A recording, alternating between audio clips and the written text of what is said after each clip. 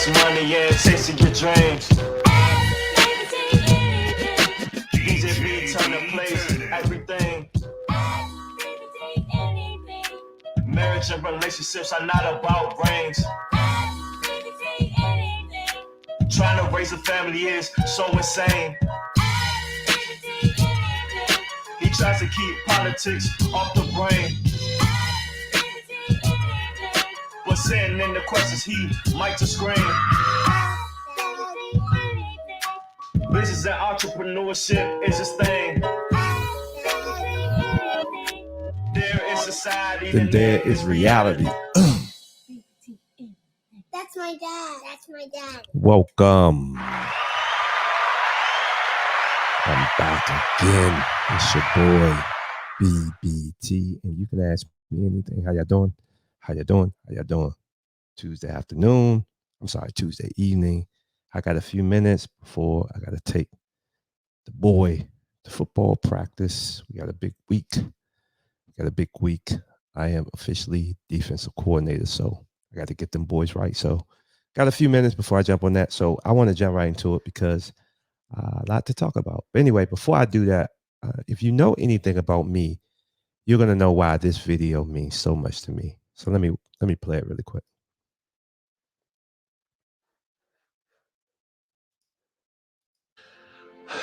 I will never quit drinking. I will never quit drinking. I will always make sure that I can keep my body healthy enough so that I can always drink. I love seeing a sunrise with a cocktail, seeing a sunset with a cocktail, having friends walk into your house with a bottle of wine, getting on a plane. Can I get you something? Double Jack on the rocks, lots of rocks. I love the moment someone says, hey, we should get a drink. And you're not supposed to. That feeling, it's like a first kiss. You don't get that first kiss kisses when you're married. You get to have those first drinks. At a brunch, someone goes, should we do mimosas? And then the waiter goes, actually, we have bottomless mimosas. And you're like, this is going to be the best day ever. Dude, you just hyped me the up. You just hyped me up, bro. That was like a locker room speech. Yeah. So there you have it. If you know anything about me, I'll never stop drinking. So funny story. I actually work out every day. I'm now up to working out twice a day. I usually do yoga for the flexibility, and I go into the gym to stay toned. I don't lift heavy, but one of the reasons I started doing that because I got to a habit of, I was a big time day drinker. And I said, well, if I'm going to have a beer every day, I'm going to get this beer belly, I need to go to the gym. So that's how I started. So I had a whole movement of no days off. I used to say no days off. And a lot of that because I like to drink.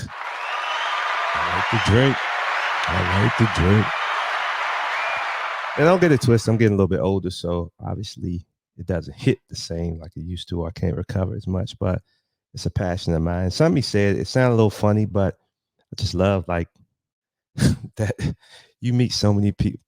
I don't even want to get into it. Just know my app Body, my technology company Body, is because I love the bar and I love drinking so much that I built the whole platform.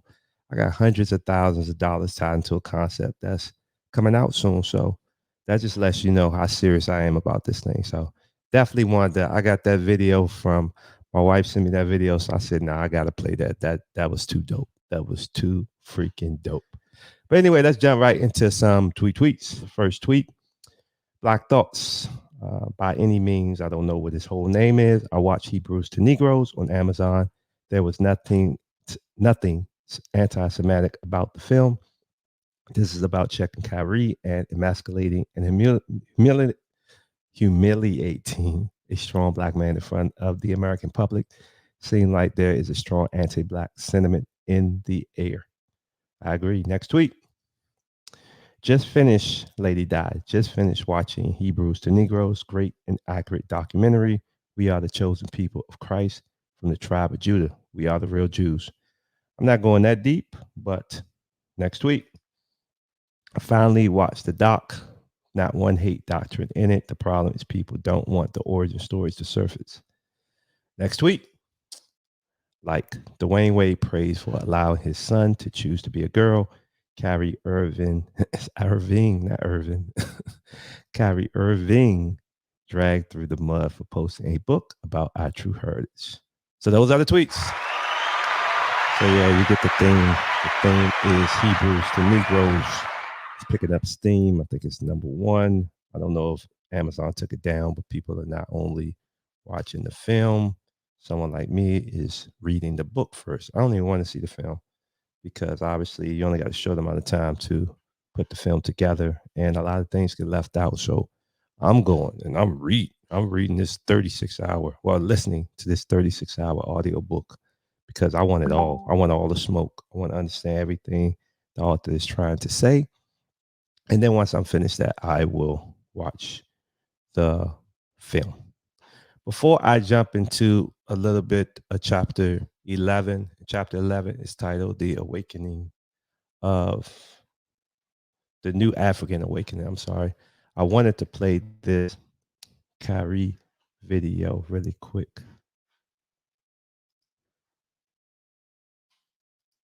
Oh, man. Oh, I didn't even do it. Hold on 1 second. Sorry about that, y'all. Oh, I should have it.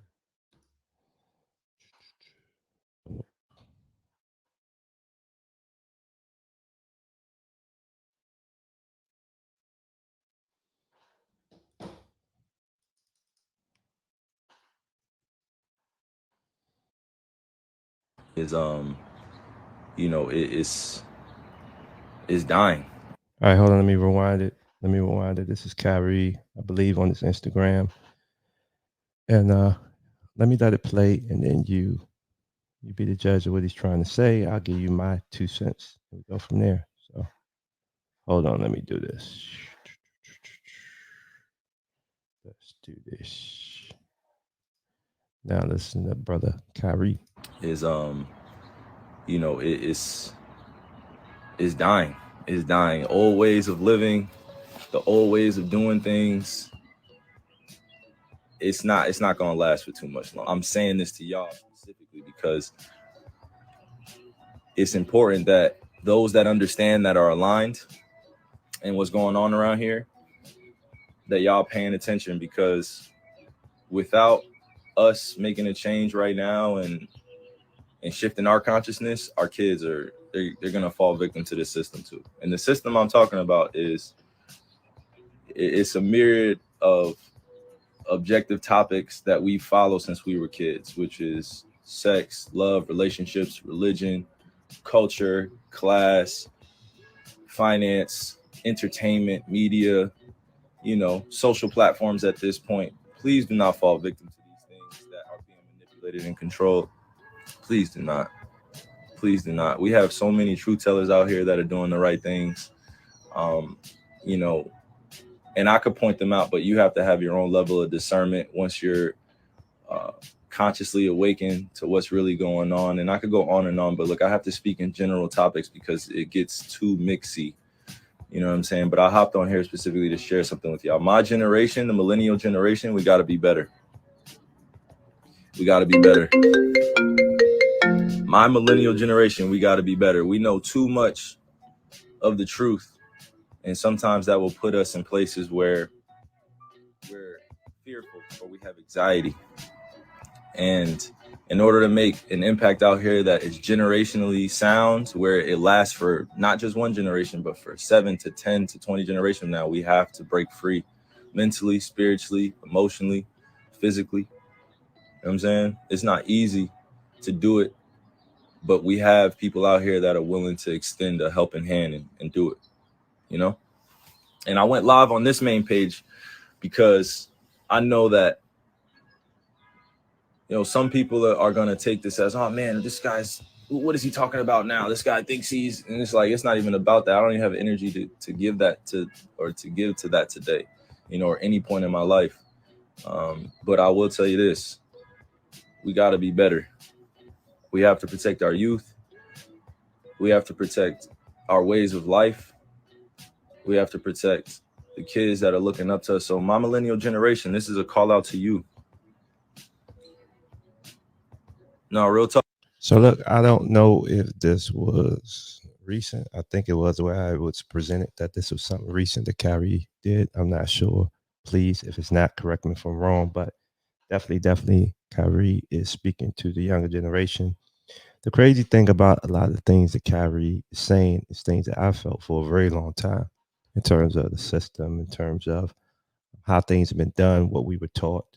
I used to always say I followed all of their blueprint, go to college, get a master's, buy a car, buy a house, try to buy more property to get ahead. And then one day you wake up and like, what in the world? You're over your head in debt. You don't have no money.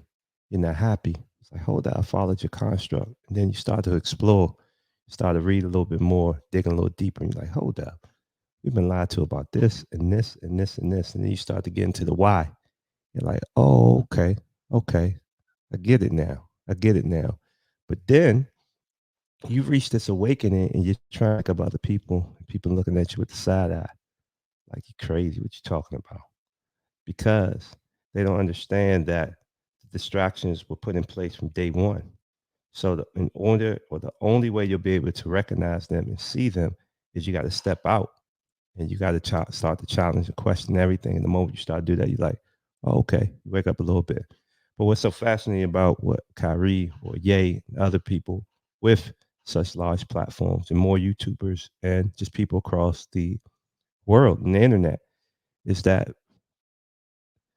you're not the only one. A lot of people have felt this. A lot of people know what's going on. And now, not now, but it seems like people are more likely to speak up and talk about it. So yeah. Like I said, I don't know if that was new, but kudos to you, Kyrie. A lot of people think because he's making a check, because he's getting a big check, he's in the NBA, he should just shut up and dribble. But I think that the truth will set us all free. And if you reach that awakening, you should talk about it. So anyway, I am going to play a little bit chapter 11 in the Hebrews to Negroes book. The title of the chapter is The New African Awakening. So let's do this. Tried to prove the information wrong. Ashkenazi Jew Jack Bernstein. Jack Bernstein subsequently.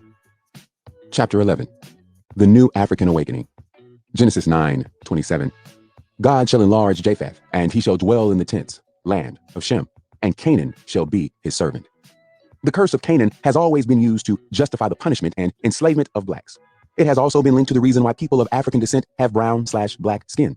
But to understand this scripture, we have to realize that all of Japheth's descendants were labeled Gentiles in the Bible. Genesis 10:2-5. We also need to know that all white races, Europeans and Arabs, came from the northern Japhetic lands: Italy, Rome, Greece, Bulgaria, Spain, France, Portugal, Britain, Khazaria, Turkish Arabs, whose descendants inhabit the Middle East/North Africa, Armenia, Russia, Persia, and the Slavic nations all had their origins from the north. The secret to Genesis 9:27 is in the Israelite, Canaanite, Egyptian, Ethiopian, African connection throughout the Bible. These European, Japhetic Gentile nations would enlarge and rise up to be powerful nations.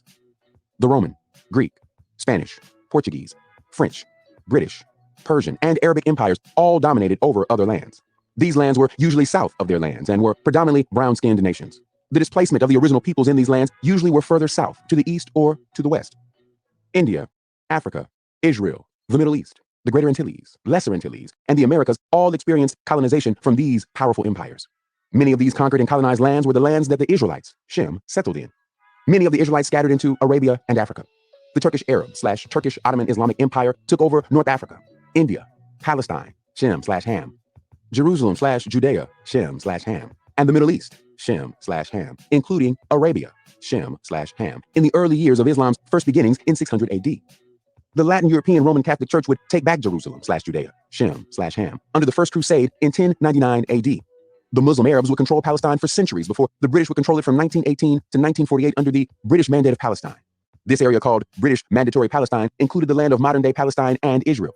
The Europeans would also take over the lands of Africa, Shem/Ham, India, Shem/Ham, Australia, Shem/Ham, the Caribbean, Shem/Ham, and the Americas, Shem/Ham. Medea, the founder of Medes/Persia, was a descendant of Japheth, but would later dwell alongside the Elamites, Shem, Arphaxad, Shem, and Assyria/Ashur, Shem. Seeing all of this, it is easy to see how the Japhetic European Gentile nations were able to enlarge and settle in the land of Shem. Shem also settled in with the children of Ham, so Japheth had no choice but to settle there too. Now it says clearly in the Bible, as you will see, that the Israelites mixed their seed with the Canaanites for many centuries all throughout the Old Testament. Therefore, the purity of the Israelite seed was lost, mainly because of their mixing in with the sons of Ham, Put, Mizraim, Cush, and Canaan. Therefore, because of the curses of Israel and because of their mixture with the Canaanites, they were destined by the scriptures to succumb to servitude status, i.e. enslavement/captivity by other foreign nations from the north. Food for thought. Common sense can explain everything. If the Israelites constantly mixed their seed with the children of Ham for over a millennia, 1,000 years, then it would be impossible to distinguish a pure Israelite from a pure Canaanite. Thus, the outer physical appearance of the Hebrew Israelites would be as blacks today. Perhaps the reason why Cornelius Tacitus, first century historian, stated that many people believed the Hebrews were of Ethiopian black origins.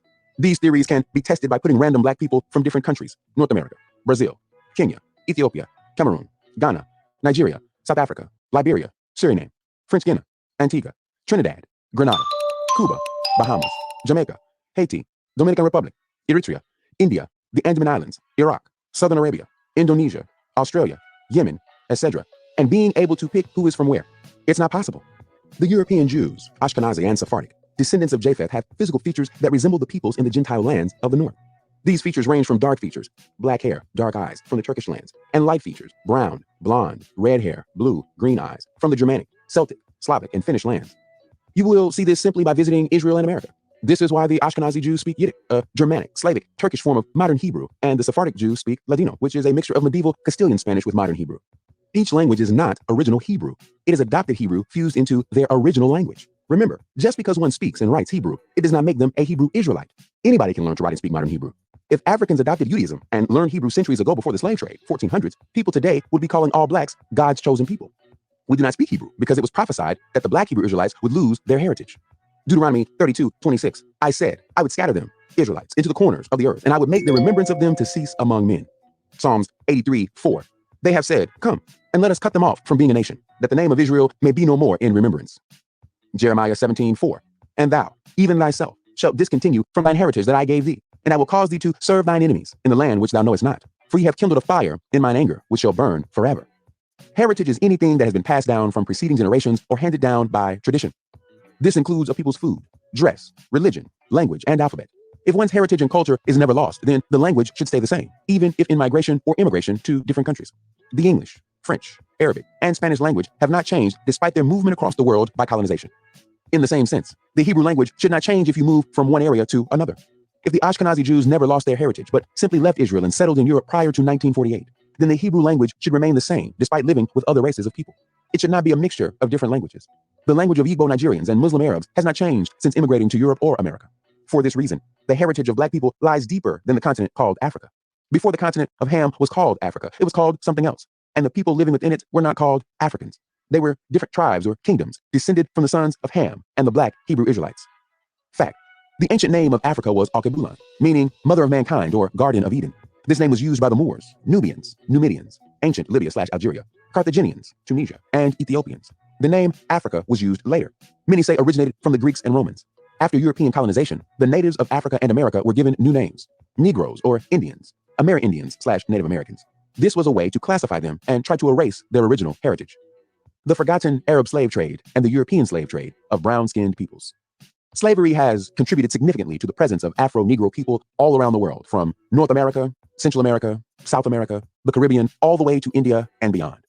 African slaves were used to build towns, communities, and cities. African women in the Arab slave trade were forced to be concubine, sex slaves, and were also used for breeding purposes in the palaces of the sheiks/kings. This is partly why you see brown-skinned Arabs that look like black people in the Middle East, though most will blame it on the sun. African slaves were also popular in India, Pakistan, and Afghanistan. It is said that the Arab slave traders even offered African slaves to the Chinese dynasty rulers. It is a known fact that darker people in these countries still get called nicknames that essentially mean slave. It is also a known fact that the slavery is still being practiced today in different African countries, such as Sudan and Mauritania. There are still slave hotspots where Arabs capture Africans to be sold as slaves somewhere in Africa or taken to other countries, such as the UK/Britain, as slaves. Some African slaves have been so accustomed to slavery that they don't know how to live without their master. Slavery is not over. Don't get it twisted. The movie I Am Slave, 2010, shows a clear depiction that slavery is still going on till this day. Thanks to the Indian Ocean and Arab slave trade that started over a millennium ago, there is a strong African presence in the Middle East and India/Pakistan that most people don't know about. Fact. The Europeans and Arabs also enslaved East Indians. Many descendants of Indian slaves were dropped off in Durban, South Africa, where their descendants still live till this day. They are called Cape Colored, descendants from India and other races taken by Dutch slave masters. Like African Americans, over time, they have lost their cultural identity. Even some Arabs. So I want to show y'all, share with y'all a little bit of chapter 11, the New African Awakening. I'm going to fast forward all the way to the end of the chapter. Definitely go and pick up the audio book. It is on Audible. You should use some Audible credits and you can pick it up. But I want to fast forward to the end of the book. You got a little snippet of where he's going with this. I'll share my little comments shortly, but I wanted to finish playing. I wanted you to hear how he ended the chapter. Revealing their truths. Governments and nations will go as far to kill people for exposing the truth. Lying to the common people is how people in power control and manipulate those below them. New York Times Magazine have given us hints, but we failed to take heed to what they were trying to tell us and America. Here are some excerpts of the kind of information certain Ashkenazi Jews have tried to reveal to us about the truth behind the lies that have been told to us for years. They also reveal the tactics those in power use to discredit those revealing the truth, or simply put, how to get rid of them. The Jews have established 5 major falsehoods, which work to conceal their nature and protect their status and power, to wit. 1. The Jews are Israelites, Hebrews, and thus God's chosen people. 2. Jesus Christ was a Jew. Jesus did not practice Judaism. Jesus' stock was of Levi/Aaron, Mary, and Judah, Joseph. 3. That 6 million Jews were killed in the Holocaust during World War II. Many sources and scholars have proven that there were less than 250,000 Jews living in Europe at the time of the Nazi Third Reich rule. This number was fabricated and was believed to be true by the Jewish-controlled media in America. 4. That all people are equal. All people are not equal in the religion of Judaism. We are considered goyim, or goy, just like cattle. 5. That the Jews are just another religious group. The Jews today are Europeans whose ancestors converted from pagan religions to the Judaism religion. Being a Jew, which is a follower of Judaism, is basically a religion. The race of anybody practicing Judaism varies by country. Therefore, the Jews are just a religious group, not a race. Quoted by Ashkenazi Jew Harold Wallace Rosenthal. The powerful Zionist propaganda machine has led the American people to believe that a Jew is a Jew, one race of people, and that they are God's chosen people. I will deal with the God's chosen people lie later. First, it is important for you to understand that Jews are not one race of people. There are 2 distinct groups of Jews in the world, and they come from 2 different areas of the world. The Sephardic Jews from the Middle East and North Africa, and the Ashkenazi Jews from Eastern Europe. The Sephardic is the oldest group, and it is they, if any, who are the Jews, even though this is false, described in the Bible because they lived in the area described in the Bible. They are blood relatives to the Arabs. The only difference between them is the religion. Ashkenazi Jew Jack Bernstein. Ashkenazi Jew Jack Bernstein, in his book, The Life of an American Jew in Racist, Marxist Israel, challenges his own Jewish brethren in the opening pages of his book. I am well aware of the tactics of you, my Zionist brethren, used to quiet anyone who attempts to expose any of your subversive acts. If a person is a Gentile, you cry, you're anti-Semitic, which is nothing more than a smokescreen to hide your actions. But if a Jew is the person doing the exposing, you resort to other tactics. First, you ignore the charges, hoping the information will not be given widespread distribution. If the information starts reaching too many people, you ridicule the information and the persons giving the information. If that doesn't work, your next step is character assassination. If the author or speaker hasn't been involved in sufficient scandal, you are adept at fabricating scandal against the person or persons. If none of these are effective, you are known to resort to physical attacks, but never do you try to prove the information wrong. Ashkenazi Jew Jack Bernstein. So there you have it. That was chapter 11. It wasn't all of it. I just gave you a snippet. You definitely have to go and purchase your own audio book, Hebrews to Negroes, Wake Up Black America. But the title of that chapter, that was chapter 11, The New African Awakening. He hit on a lot of things that's going on today. I'm not going to jump. I'm not even going to share my thoughts on it. I think it's pretty self-explanatory. I believe in a lot of the things that he's saying. Obviously, as far as the history part, I have to cross-reference. I got to do my own due diligence, but I wanted you to hear the level of research and detail that he goes in, explaining his points. And honestly, I've been listening for a while now. I haven't heard any hate. Just me. It just seems like someone is doing research and they're pointing out some things that they discovered, and that's what I hear. Could be wrong. I don't know. Like I said, I'm still a novice to this whole discussion. And like I said, I am committed to learning more so I can speak more openly, more freely, and be in better understanding of what all is going on. But you heard a little bit, so definitely go and pick it up for yourself. And don't just watch the film, read the book or listen to the audio book. So before I get out of here, I just want to share some visionary moments from BBT. The first one is 6 years ago on this date, November 8th, 2016, I said when I voted the last 2 times, I was expecting more support for small business owners. With the economy spiraling out of control, the thought was to incentivize small business owners since they are the biggest job providers in the country. Instead, we get bailouts for the big businesses, tax hikes, wage increases, and Obamacare for small businesses. For small business, all huge adjustments. Obamacare put a lot of the businesses that I own, a lot of people out of business because they couldn't afford to cover that cost or offer that service. In addition to the low margins that they were having to deal with in the respective business. So, yeah, not to fight Obamacare, but it definitely put a hurting on a lot of small business owners. At some point, we need to incentivize and reward job providers to create more. It does get frustrating at times because sometimes you feel the government don't want small business owners to stay in business with all of the stuff they keep coming up with. And folks wonder why business owners take their talents and find talented individuals outside of the country. At the end of the day, the great thing about being a business owner is that you figure it out, but a little support wouldn't hurt. Whoever's our next president, my hope is that they empower individuals to start businesses and help them more to stay in business. Next revolutionary moment from BBT. The next one is 6 years ago. I said, it's so easy to be deceived and fall for the okie doke. The moment we liberate our minds is the day we truly experience freedom. So, yeah, those are the revolutionary, visionary moments from BBT. And yeah, I'm all about you liberate your mind. Then you start to question everything. Nothing is off the table because unfortunately, we do live in a society built on manipulation and control. And the moment you start to understand your power, your worth, your value, and you start to uncover some of the lies and deception or deceptive tactics that have been used against you, then they can't do nothing to you. Well, they could do something to you, but once your mind is free, chess, game over. Yeah. So that's all I got. I'm going to go to practice and I'm going to give me a little workout and I'll be done. Hope you have a great day. I'm out.